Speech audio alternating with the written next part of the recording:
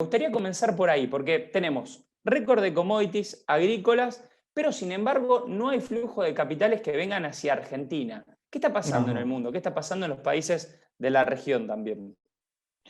Mira, el mundo está, para los países desarrollados obviamente están vacunando a velocidad, a punto tal, a muy buena velocidad, a punto tal de que ya están poniéndole fecha al fin de confinamiento o todo tipo de confinamiento. A ver, pongamos el ejemplo de Estados Unidos. Estados Unidos el 4 de julio quiere festejar el Día de la Independencia Nacional y el Día de la Independencia del COVID, ¿no? Una jugada política del presidente Biden, pero bueno, se puso esa fecha como diciendo, bueno, muchachos, esto termina, tiene fecha porque termine, porque voy a lograr vacunar absolutamente a todo el mundo.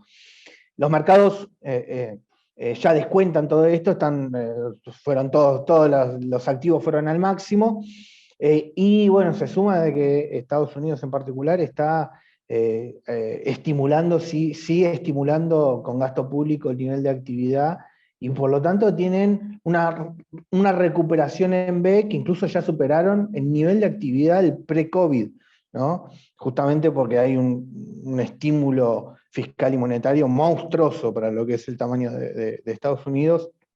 Para que tengas una idea, para este año van a gastar 6 puntos del PBI en gasto público en ayudar a salir del COVID. Así que el mundo tiene fecha, como te marco, de salida del COVID, y bueno, y después están los emergentes que están esperando a que el mundo desarrollado termine de vacunarse, así empiezan los emergentes a vacunarse, por eso no hay vacunas. Porque no hay plata, o sea, el productor dice, bueno, ¿quién paga más? Bueno, vos tenés obviamente se firman los contratos, ellos más aceitados en hacer este tipo de operativa, y después tenés los países emergentes que se duermen, entre ellos Argentina, no supieron firmar nada ni con nadie, y por eso no tienen vacunas, ¿no? Y por eso no hay ni siquiera fecha, así como a los países desarrollados le ponen fin a la pandemia el 4 de julio, por ejemplo, Argentina no tiene ni idea de cuándo termina la segunda ola. Bueno, justamente pasando al plano local, subiste hace unos días un Twitter que me pareció muy interesante, con datos sobre la estructura socioeconómica. ¿Qué muestran esos datos? Y en base a justamente esa información, ¿hay margen en Argentina para endurecer las restricciones nuevamente? Uh-huh.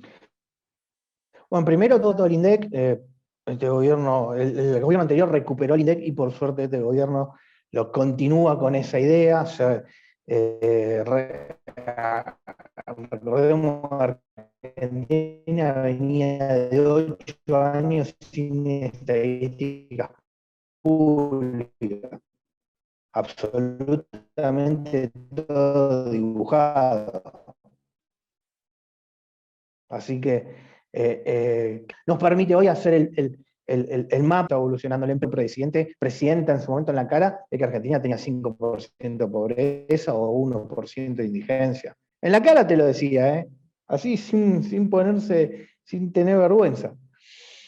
Bueno, después cuando se recupera el index, lo que todo el mundo más o menos estimaba, la pobreza estaba en torno a 35, y ahora que se llevó a la pobreza, o sea, Macri la mantuvo, primero la bajó, después la subió, terminó unos puntos arriba de lo que había heredado, y después la pandemia que te llevó ya a la pobreza a 42%, en este momento subiendo, porque se está acelerando la inflación, el gobierno nacional está intentando quitar todos los planes, todos los planes que daba por el COVID los está intentando sacar porque ya la economía no da más para seguir emitiendo, porque se va a escapar la inflación si sigue en esta lógica.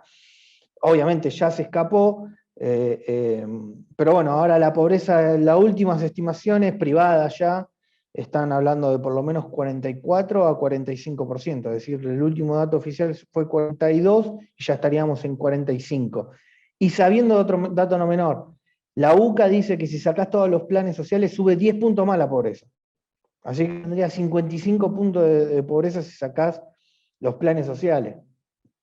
Y en lo que respecta a desempleo, el año pasado la ligaron de lleno todos los no registrados, se perdieron 4 millones en el peor momento de la pandemia, se recuperaron 3 millones a medida que se iba saliendo de la cuarentena más extrema.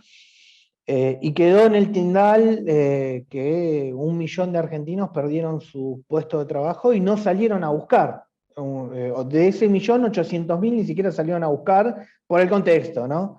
Pero bueno, ni siquiera salieron a buscar y eso hizo que salte la tasa de desempleo del 8 o 9% que estaba al 11% en números oficiales, y si considerás estos 800.000 que por una cuestión estadística, si no sale a buscar empleo, no es desempleado, si los considerás, el desempleo saltó en rigor a 16%, hoy, en este momento. Entonces, por eso da cuenta todos estos números de que no hay margen para hacer una cuarentena tan estricta como el año pasado, cuando te das cuenta que el año pasado aumentó casi 10 puntos la pobreza y se duplicó el desempleo.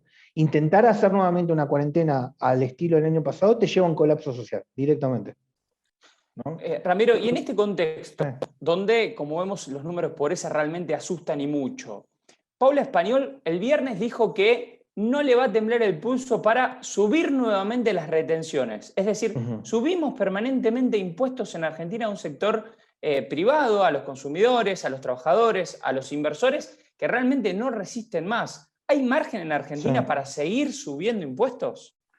Mira, eso lo ato con la pregunta que tenía tu compañero, porque es lo mismo, ahora ya estamos yendo al modelo económico argentino.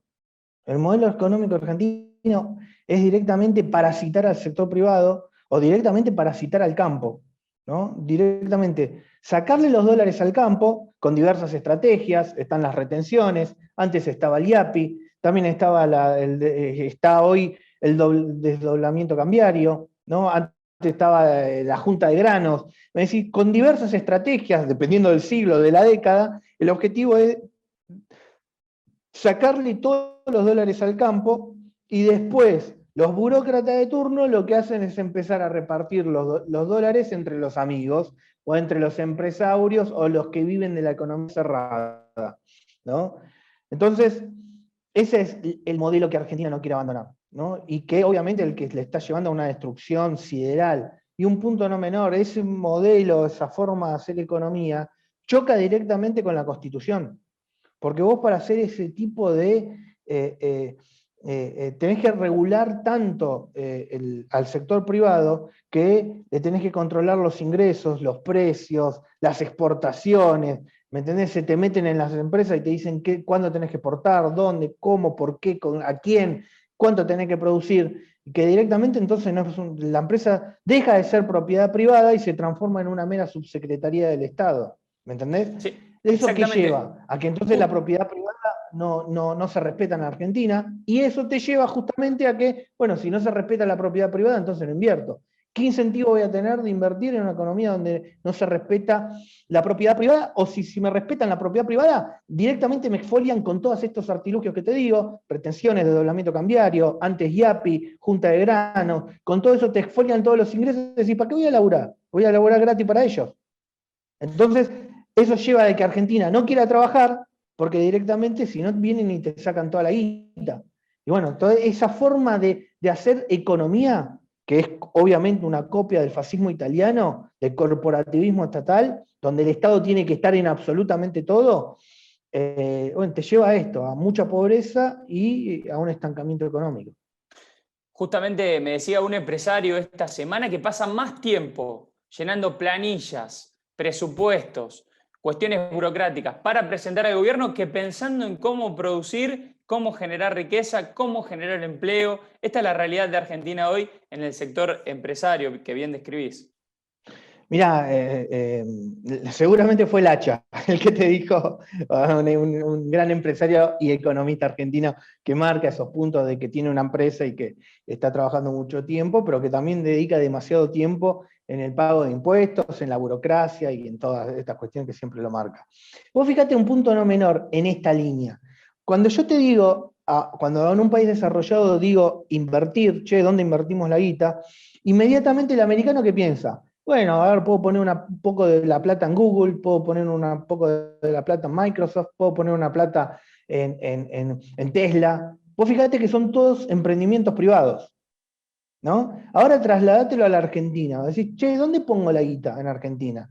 Entonces arrancan, y mirá, las LELIQ están en 38, el Bodem no sé cuánto está rindiendo también una X tasa de interés. Es decir, todos instrumentos públicos. Y eso hace a la economía, es decir, todo el ahorro privado en Estados Unidos se va a invertir a nuevos emprendimientos privados. Y todo el ahorro privado en Argentina se va a financiar al Estado.